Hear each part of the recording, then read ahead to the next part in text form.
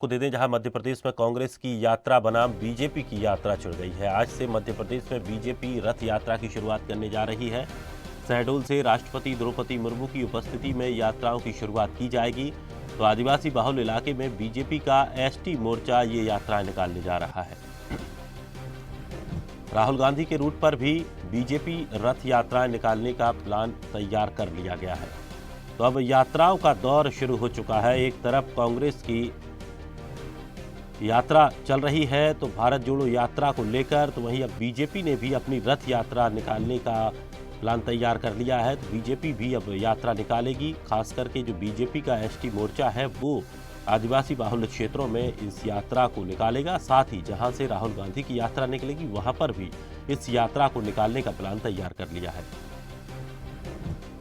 और दुर्गेश गुप्ता हमारे सहयोगी लगातार हमारे साथ बने हुए हैं। दुर्गेश, अब रैलियों का दौर शुरू हो चुका है। चुनाव आते ही रैलियां शुरू हो गई हैं। बीजेपी ने भी रैली का प्लान बनाया। किस तरह की ये रैली रहेगी और इस रैली के माध्यम से क्या संदेश देने की कोशिश होगी?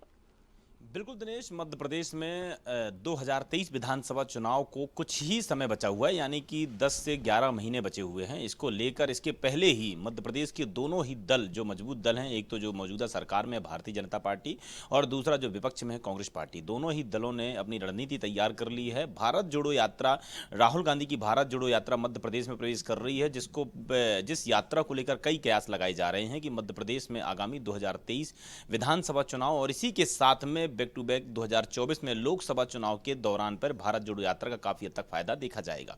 और इसी भारत जोड़ो यात्रा का जो की रणनीति है 2023 विधानसभा चुनाव से जोड़कर देखी जा रही है। इसी के साथ में अगर भारतीय जनता पार्टी की बात करें तो भारतीय जनता पार्टी भी अब आज से द्रौपदी मुर्मू जी की उपस्थिति में द्रौपदी मुर्मू जी हरी झंडी दिखाएंगी और भारत में मध्य प्रदेश में रथ यात्रा निकालेंगी। इस रथ यात्रा के दौरान पर मध्य प्रदेश के जो जिला संबंधित कार्यकर्ता हैं भारतीय जनता पार्टी के, वह रथ यात्रा की अगुवाई करेंगे, रथ यात्रा में शामिल होंगे और मध्य प्रदेश के कई विधानसभा सीटों से होकर यह रथ यात्रा गुजरेगी। जिसमें सबसे महत्वपूर्ण बात यह है कि राहुल गांधी की जो भारत जोड़ो यात्रा है, जिन जिलों से जिन विधानसभाओं सीटों से होकर गुजर रही है, उनमें से कुछ विधानसभा सीटें और कुछ जिलों से होकर भारतीय जनता पार्टी की रथ यात्रा भी निकाली जाएगी। कहीं ना कहीं यह 2023 विधानसभा चुनाव की तैयारियों को जोड़कर देखा जा रहा है। दोनों ही दल अपनी पूरी तरह से प्रयास कर रहे हैं 2023 विधानसभा चुनाव के लिए। पहले मध्य प्रदेश में कांग्रेस पार्टी ने भारत जोड़ो यात्रा में शामिल होकर उप यात्राएं निकाल रही है, तो भारतीय जनता पार्टी रथ यात्रा निकाल रही है। इसका कहीं ना कहीं प्रभाव 2023 विधानसभा चुनाव में देखने को मिलेगा। जी